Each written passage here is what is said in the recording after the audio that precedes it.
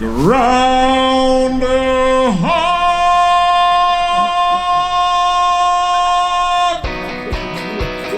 I'm here at Gobbler's Knob in Punxsutawney, Pennsylvania, where this entire crowd of people has been waiting all morning to see Phil's prediction for spring, myself included.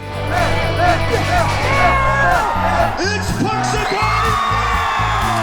But before this rodent reveals our meteorological fate, let me tell you a bit more about how and why me and almost 50,000 others have come here to a rural town in Pennsylvania to catch a glimpse of a groundhog. Ever since I was born on February 2nd, I've known that having a birthday in the middle of winter is kind of a bummer.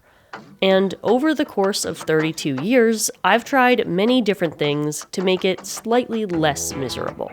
But whether it's running from the cold or hiding from it, I can't escape the irony that my birthday lies on the one day of the year where people are waiting to see if the freezing weather will finally end. So I've decided to embrace the cold this year and drive to Punxsutawney, Pennsylvania to experience the uniquely American phenomenon known as Groundhog Day.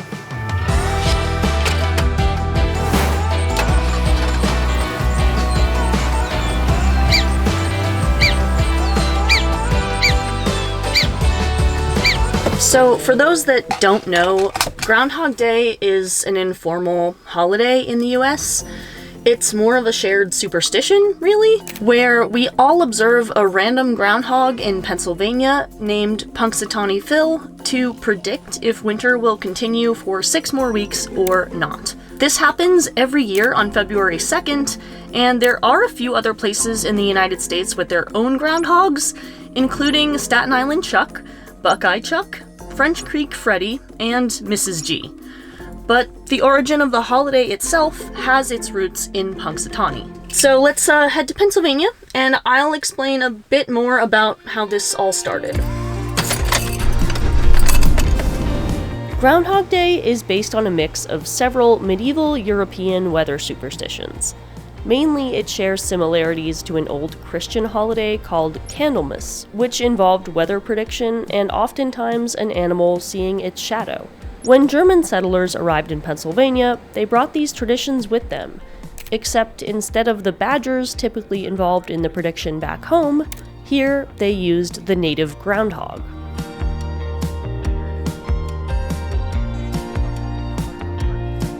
After a few hours on the road, I am finally here in Pennsylvania, where I'm going to be making a little bit of a pit stop in Philadelphia to stay with a friend, because tomorrow we have some very special plans for breakfast together.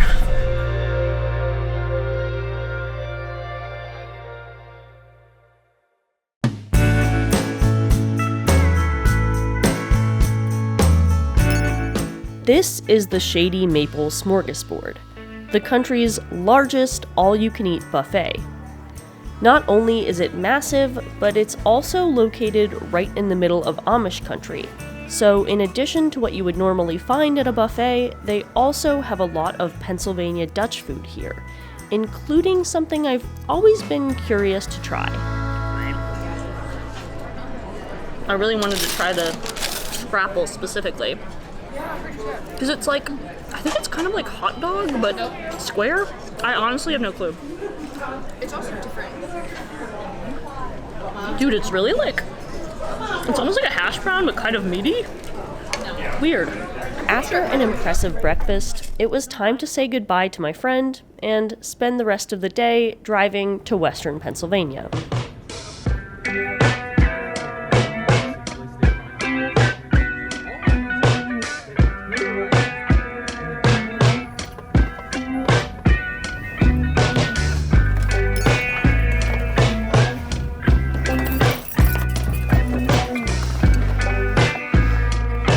Like I mentioned earlier, Groundhog Day is sort of a combination of older German traditions, but it really became the American holiday that we know it as today because of one man.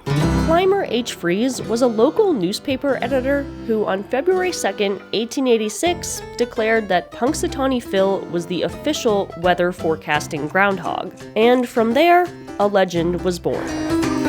Over the years, Phil's prediction has snowballed into an event that basically takes over the town. Every year on February 2nd, tens of thousands of people come here to Gobbler's Knob just before sunrise to see what Phil has to say, and tomorrow I'll be one of them. There is a somewhat tongue-in-cheek inner circle that facilitates it all.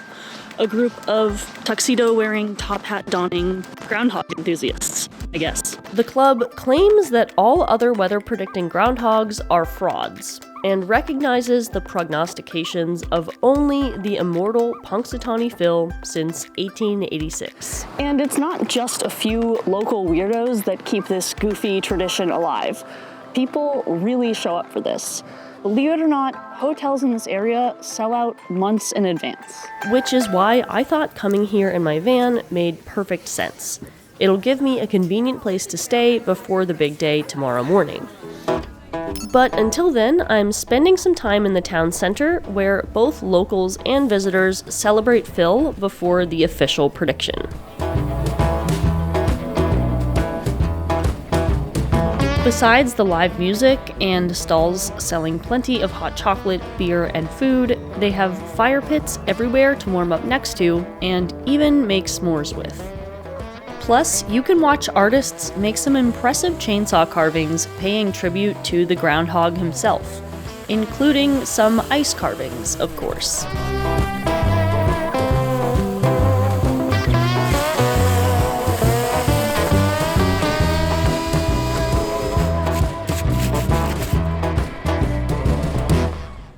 But aside from all the excitement, the real attraction is just behind the festival, at the local library. This is Punxsutawney Phil. He's a pretty sleepy guy, but that's to be expected for a legendary creature who's supposedly almost 140 years old. Plus, he's gotta rest up for the big day tomorrow. And honestly, so do I. So I'm parking my van along with all the other vehicles here at one of the temporary bus stops organized every year by the event that shuttles people to the venue and back, which just so happens to be right in front of the Punxsutawney Walmart. Even though I don't have a hotel room, I do still need a couple of things to make sure that I can stay warm in here overnight. The first thing is this electric blanket, which should be very effective.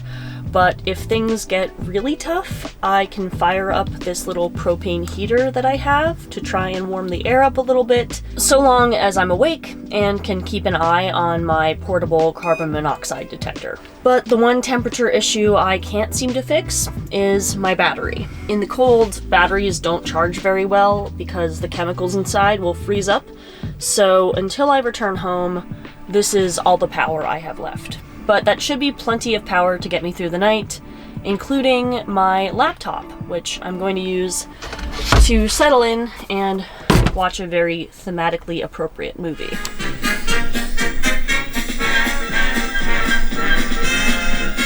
The movie Groundhog Day, starring Bill Murray, came out just a year before I was born, and it's partially responsible for why the event has grown to the size it is today.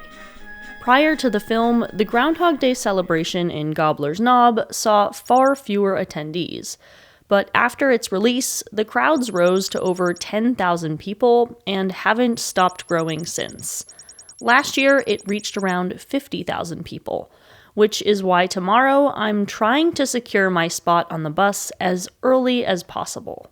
It's only like 6:30 now, but because I have to get up at like 2 in the morning, I'm gonna head to bed. It's gonna be cold tomorrow, but hopefully the groundhog can change that.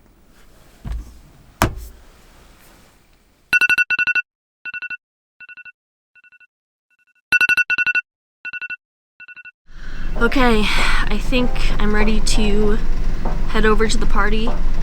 I can already hear people around me in the parking lot, like getting out of their cars and lining up. And it's not even 3 a.m. yet, which is crazy.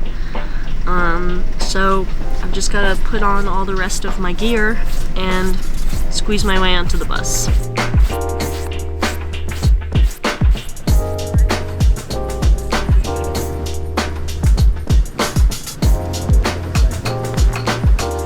after a bumpy bus ride full of excited fellow groundhog enthusiasts, I finally arrived at Gobbler's Knob, where it was clear the party had already started.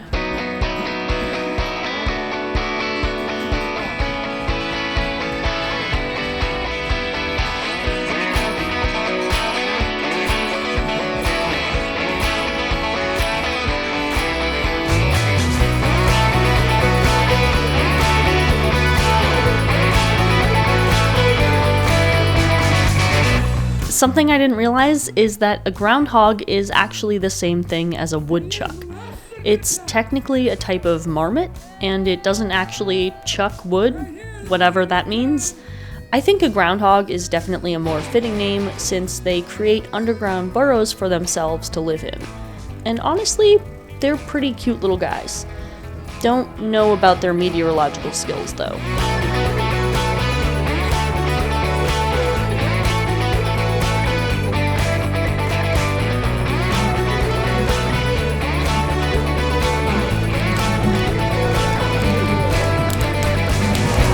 Hey, here comes Joe with a cannon. He's gonna shoot something at you.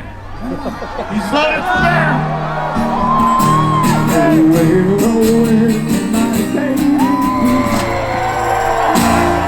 Happy birthday to each and every one of y'all. It's really snowing, which I feel is seasonally appropriate. This is actually some of the prettiest snow I've ever seen. Got myself a hot chocolate, donuts. I think it's almost 5. A lot more people are arriving now.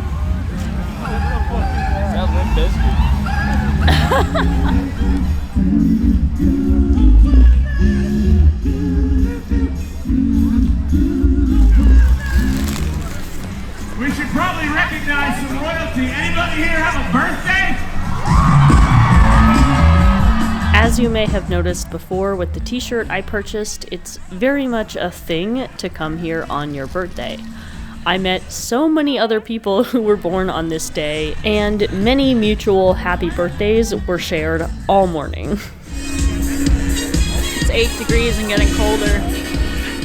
While we waited for dawn to arrive, we kept warm by singing songs about the groundhog himself, including an incredible parody of Pink Pony Club by the winners of the annual Gobbler's Knob talent show. I know you were cozy in your bed, but we all had lovely springtime visions floating in our head. And I heard that there's a special place where prophesizing rodents share their visions face to face. He walked up to the stump and gives the door a thump. Out comes our best pal Phil, showing off his amazing skill. The crowd begins to hush, the cheeks begin to blush.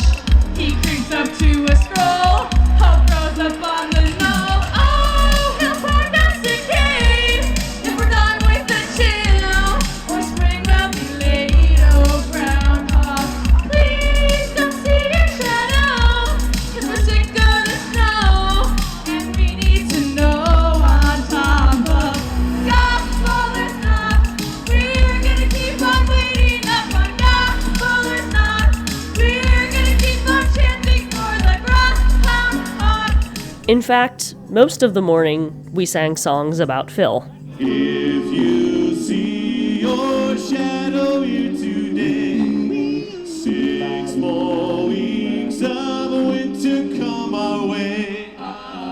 You're not a beaver, you're not a woodchuck either. Most famous groundhog Punxsutawney Phil. Yeah. Honestly, singing could only keep me warm for so long, but just as I was starting to lose feeling in the toes on my left foot, I noticed the massive crowd that had gathered behind me, which could only mean one thing.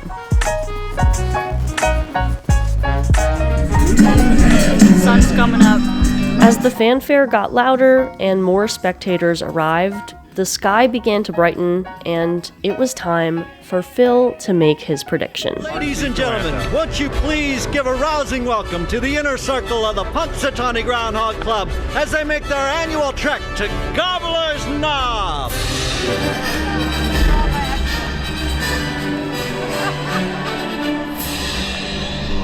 Welcome to Punxsutawney!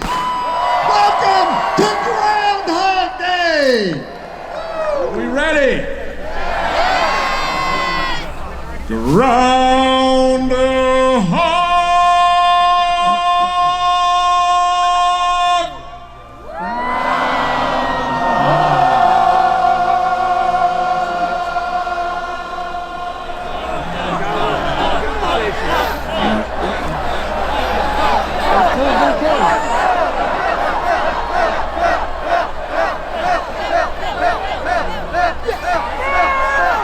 It's Punxsutawney!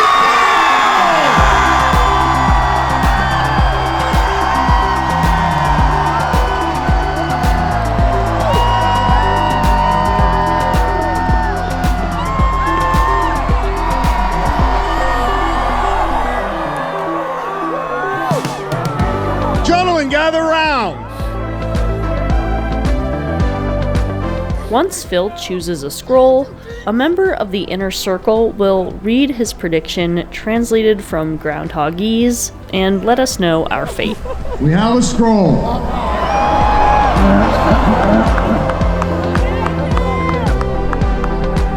It is my job this February 2 to look to the skies and report back to you that there is a shadow here on my ground. 6 more weeks of winter abound. Maybe I was just deliriously cold after standing out here for almost 5 hours, but there was something immensely funny about an entire crowd of people booing this little groundhog.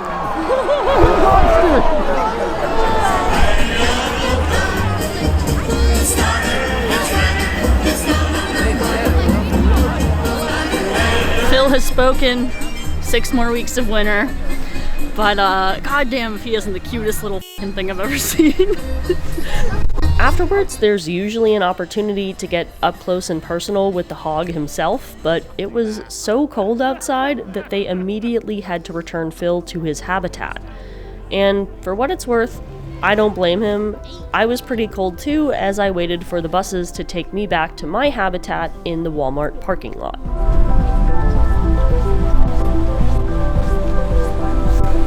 I am finally back at the van, so I think it's time to warm up and get some sleep. I know that driving to rural Pennsylvania to a place called Gobbler's Knob in the dead of winter to stand around in the cold and wait for what is basically a giant weasel until the sun comes up, it's not an easy sell. But it's become such a uniquely quaint and charming American tradition, one synonymous with the day I was born, that I felt I had to experience it at least once. And I'm really glad I did. Even though Phil's prediction was for more winter, I'm definitely looking forward to this spring so I can get out to see even more of the country in slightly warmer weather.